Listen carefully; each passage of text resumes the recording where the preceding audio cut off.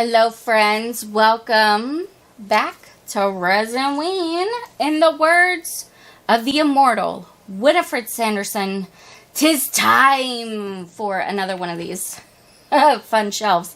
I don't know, I loved the cat one so much, and I just really want to do the owl right now. I'm not gonna lie, I was gonna wait for a while to do another one of these, but I can't. The owl is so cute.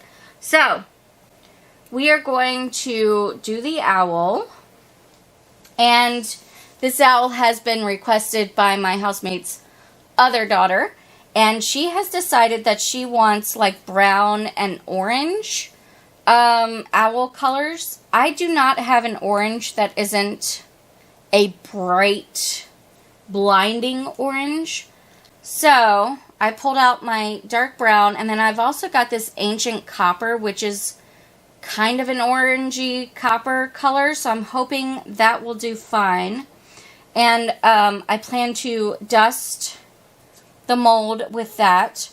I had also pulled out this gold holographic glitter, and I know it's going to be tedious, and it's going to be a pain in the butt, but I think that I want to dust this on the raised up pieces before I dust the rest of the mold. That way I don't have to worry about filling them in. I'm going to have to use a very tiny brush for these teeny tiny little stars, but I'm excited to see if it works, like if it looks good. I'm worried that once I do that and then dust over it with this, that it's just going to move that gold. But I guess it's kind of an experiment to see if that happens. I've never tried it. I'm sure other people have. But yeah, I'm excited to see if it works. So we're gonna go ahead and get started dusting. And because I'm dusting the whole thing, we are going to pour in black. So yeah, I don't know. I'm excited to see how it turns out. Hopefully just as cute as the cat, if not cuter. And yeah, let's get started, shall we?